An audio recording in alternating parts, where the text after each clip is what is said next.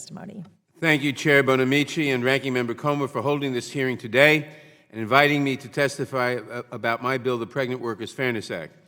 This hearing is, as its title indicates, long overdue. Pregnancy discrimination is not a new issue. For as long as women have been in the workforce, they have been fired, passed over for promotion or hiring, had their work cut back, or forced out on leave when they became pregnant or started a family. In the last 6 months, we have seen multiple media reports about workers forced off the job while pregnant because they needed a simple fix to keep working.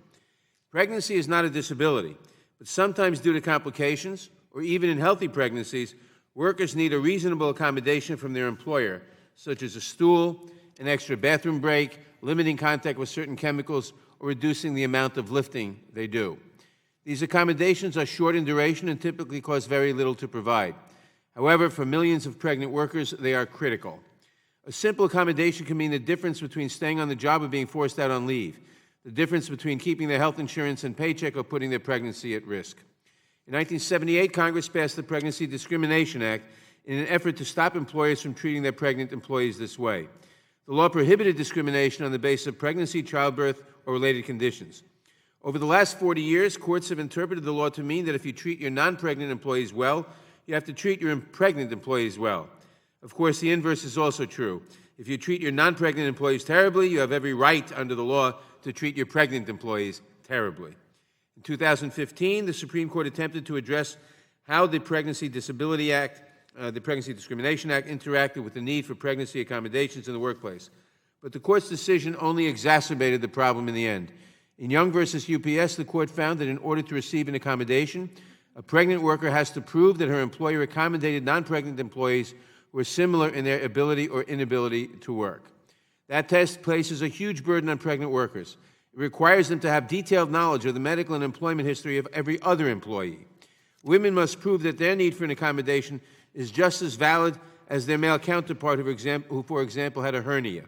For most workers in this country, especially low-wage workers, there's simply no way to get that information and prove their case. That is why a recent report from A Better Balance found that courts sided with employers in 2/3 of pregnancy accommodation cases post-Young. The burden the Young decision places on pregnant workers to prove their case is, for most pregnant women, insurmountable. Since Young, other members of Congress have introduced legislation to address pregnancy accommodation, including a bill introduced last week by my Republican colleagues, Mr. Wahlberg and Ms. Wagner. This new legislation appears to be based on the Young test and requires that if employers provide an accommodation for some of their non-pregnant employees, they must do so for pregnant employees in similar working conditions. I am happy to see this additional interest in ensuring that pregnant workers have the accommodations they need to stay on the job. But the problem with Young, and therefore the problem with Mr. Wahlberg and Ms. Wagner's proposal, is that they require pregnant workers to prove that they have been discriminated against in order to access accommodations. But it doesn't have to be that complicated. That is why I introduced the Bipartisan Pregnant Workers Fairness Act. The bill is simple and creates an affirmative right to an accommodation rather than relying on a model of discrimination. Using the framework and language of the ADA, it requires employers to provide reasonable accommodations to pregnant workers as long as the accommodation does not impose an undue hardship on the employer. Those accommodations would be available for pregnancy, childbirth, or related conditions, including lactation. Courts know exactly how to interpret that language. There are 3 decades of ADA case law to guide them. Employers similarly have worked within ADA's requirements for decades and know exactly what their responsibilities will be. But most importantly, women will have the certainty they can safely stay on the job as long as they choose during their pregnancy and keep their paycheck and their health insurance throughout. We know that this framework for pregnancy accommodation works because we have seen it in action. To date, 27 states around the country have passed pregnancy accommodation laws similar to the Pregnant Workers Fairness Act. States like New York, Nebraska, Washington State, most recently South Carolina and Kentucky, have all passed legislation to provide reasonable accommodation in a bipartisan manner.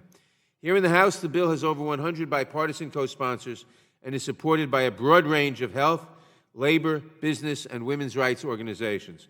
Thank you again, Chair Bonamici and Ranking Member Comer. I look forward to continuing to work with you and this committee to move this critical piece of legislation forward.